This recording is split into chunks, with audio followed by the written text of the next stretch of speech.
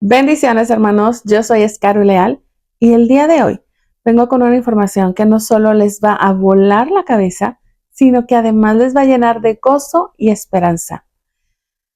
Estamos a punto de presenciar uno de los eclipses más importantes que hemos tenido, un eclipse total de luna, que ojo aquí, coincidirá con la fiesta de Purim, tanto la noche de mañana 13 de marzo como la madrugada del 14 de marzo.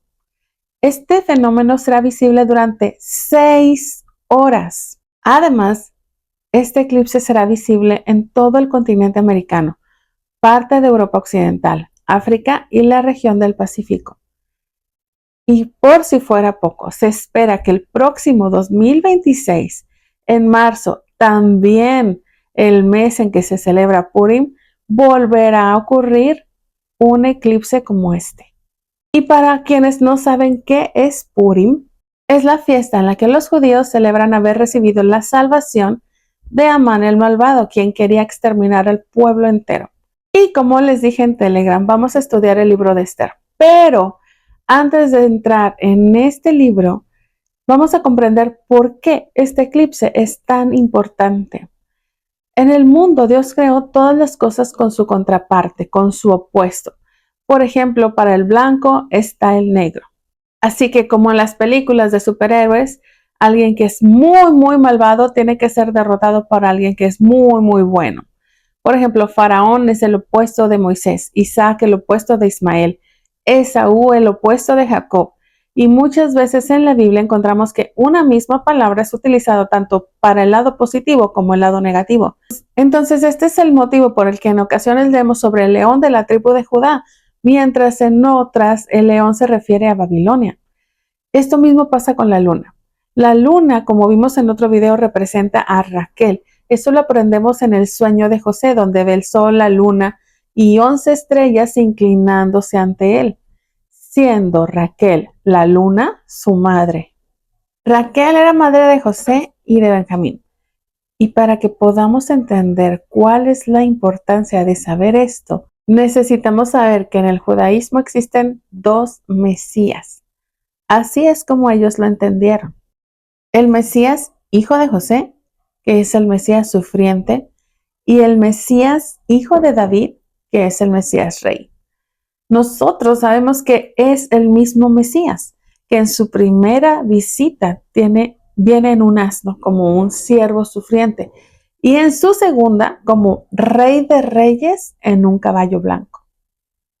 Entonces, cuando la Biblia nos habla de que Raquel se lamenta por sus hijos, está hablando de la tribu de José y de la tribu de Benjamín. ¿Cómo nada más esas dos tribus? Espérense. Benjamín está con Judá mezclado y la tribu de José somos nosotros, los hijos de José, porque José representa a Yeshua. Entonces, cuando hay un eclipse de luna, ¿a quién afecta? A nosotros, el pueblo de Dios, cristianos y judíos. Mientras en un eclipse de sol, el presagio viene contra las naciones paganas. ¿Por qué el sol? Porque el sol era adorado por Egipto, Asiria, Persia, que ahora es Irán, Grecia, Roma y por supuesto Babilonia. Entonces, ¿qué? ¿Esta señal es una mala noticia para nosotros? Sí y no. ¿Cómo así? En el canal de Telegram les pedí que leyeran el libro de Esther. Si no lo han leído, no se preocupen, pero les recomiendo que lo hagan después de ver este video, para que puedan comprender todo lo que Dios escondió en este libro. Como les decía, todo en el mundo tiene su contraparte, su opuesto. Y ahora van a entender a dónde quiero llegar con esto. En el libro de Esther pasa algo increíble. Amán tenía todo preparado para aniquilar al pueblo judío. Prepara una horca para Mardoqueo. Hace un edicto en donde ordena con el anillo del rey aniquilar a todos los judíos en todas las provincias del rey Asuero. Pero el día que él tenía todo preparado para que fuera el final de los judíos, quien termina en la horca es él. Y aquí es donde van a saber quién es nuestra contraparte. ¿Quién utiliza la luna como su símbolo? Sí, los musulmanes. ¿Qué es lo que estamos viendo el día de hoy? Una masacre al pueblo de Dios, judíos y cristianos. ¿Por parte de quiénes? De los que están representados por la luna. Hoy en día los musulmanes fijan su calendario según la luna, incluso más que los judíos. Por lo tanto, un eclipse lunar está estrechamente relacionado con ellos. Y en este caso, es una advertencia para los árabes. Y más que una advertencia, porque ellos en este momento están celebrando Ramadán. Y que la luna se vuelva como sangre es excluirlos a ellos de contemplar la luna que es tan importante para ellos en pleno Ramadán. Esta luna, como la fiesta de Purim, viene con un mal decreto en contra del pueblo de Dios. Pero como en Purim, Dios va a transformar un decreto que es en nuestra contra para eliminar a quienes nos quieren exterminar. Este eclipse lunar en el mes de Adar, que es este mes en el que nos encontramos, es una señal de que habrá guerra entre los hijos de Ismael, que están conectados con la luna. ¿Contra quiénes? Contra nosotros, los hijos de Raquel, que también estamos representados por la luna, como contraparte de la maldad de Amalek. Este eclipse también es una señal de que los musulmanes serán desalojados de sus creencias y caerán en la discordia y la confusión, justo como pasó con Amán. ¿Encontramos esto en las profecías? Vamos a Jueces capítulo 7, versículo 22, hablando de la batalla de Gedeón con sus 300. Y dice, cuando tocaron las 300 trompetas, el Señor puso la espada del uno contra el otro por todo el campamento, y el ejército huyó hasta Betzita en dirección de Serera, hasta la orilla de Abel Meola, junto a Tabat. La batalla de Gedeón es idéntica a la que vemos en el libro de Melquisedec, que a su vez está hablando de la guerra de Gog y Magog. En el capítulo 4 y 5 de la historia de un vaso, Abraham dice, cuando la oscuridad volvió a cubrir la faz de Lot, mis 300 pastores arremetieron sus cuernos contra los vasos que mantenían ocultas las antorchas ardiendo. Un gran ruido como de caballería en combate resonó por todas partes, mientras que las antorchas eran suspendidas. Los 300 cuernos utilizados hasta entonces para conducir el rebaño sonaban ahora como trompetas de conquistadores. Todo el campamento se despertó de un solo brinco y sin saber cómo escapar de tan terrible embestida que partía de afuera y de adentro, los soldados comenzaron a luchar entre sí mismos, mientras que mis pastores permanecían en sus puestos haciendo sonar los cuernos. Los cuernos son los chofares, las trompetas. Versículo 20. Los cautivos estuvieron muy espantados al principio, mas poco a poco fueron tomando conciencia de la gran liberación que estaba operándose en su favor. Cuando amaneció, se reveló ante nuestros ojos un escenario de completa destrucción. Todo el pueblo estaba cubierto por millares de cuerpos rasgados por sus propias espadas y lanzas. Solamente unos pocos consiguieron huir de aquel campamento de muerte, mas fueron perseguidos por 18 aliados que estaban armados, siendo alcanzados en Jobá, que está a la izquierda de Damasco. Damasco es Siria. Mientras tanto, los cautivos, ahora liberados, recuperaban todas las riquezas de que habían sido saqueados por los enemigos. Más adelante, Dios le dice a Abraham, esta liberación que hoy se concretiza representa la liberación que he de operar en los últimos días, salvando a los remanentes de tus hijos del cerco de numerosas naciones que se aliarán a Gog con el propósito de destruirlos. En aquel día en que triunfaren sobre mi pueblo, mi indignación será muy grande y contenderé contra él por medio de la peste y de la sangre.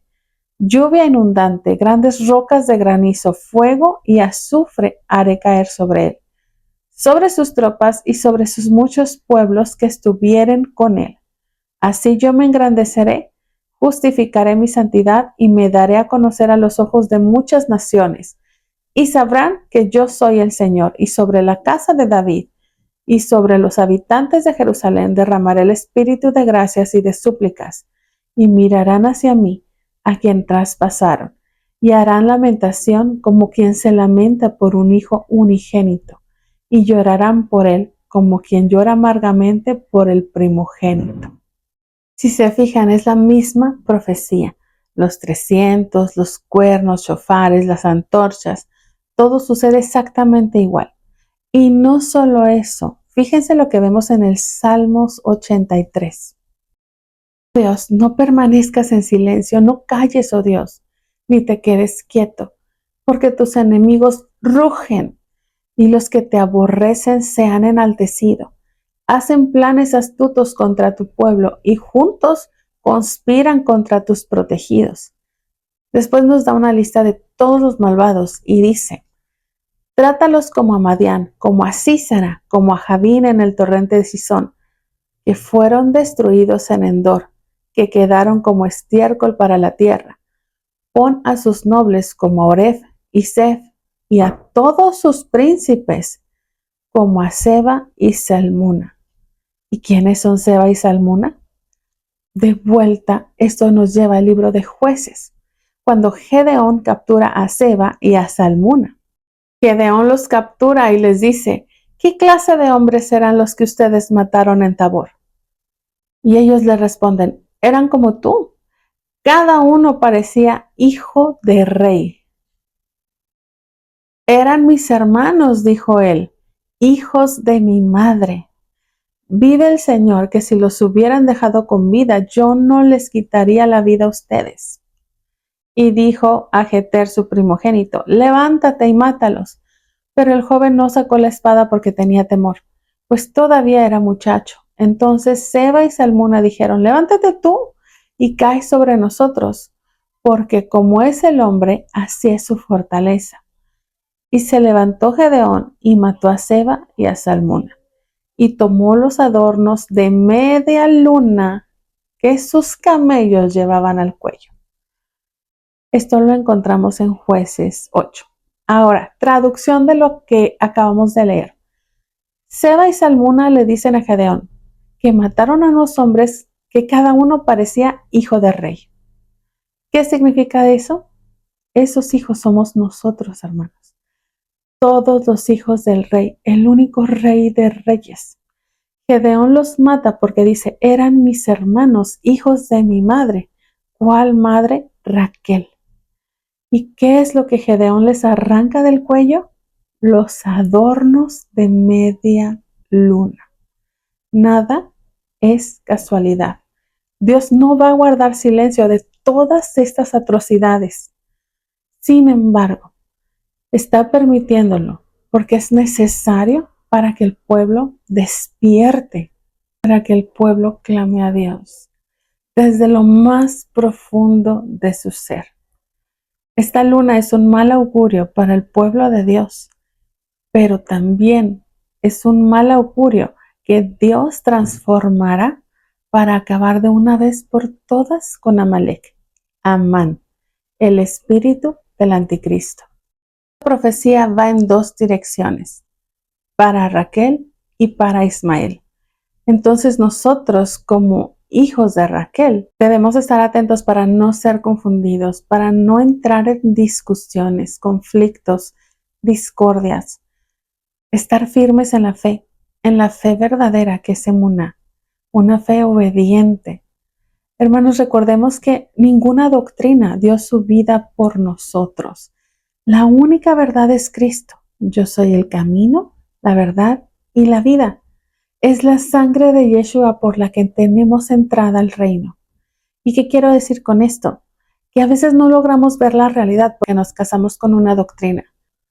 En fin, Si entendiéramos que la verdad es Cristo y que existe la posibilidad de que nos hayan enseñado tanto cosas buenas como otras que están equivocadas y que eso no significa que estemos lejos de Dios, que nuestro trabajo no es estar de acuerdo con tal o cual doctrina, sino con Dios, entonces podríamos ver la verdad con claridad.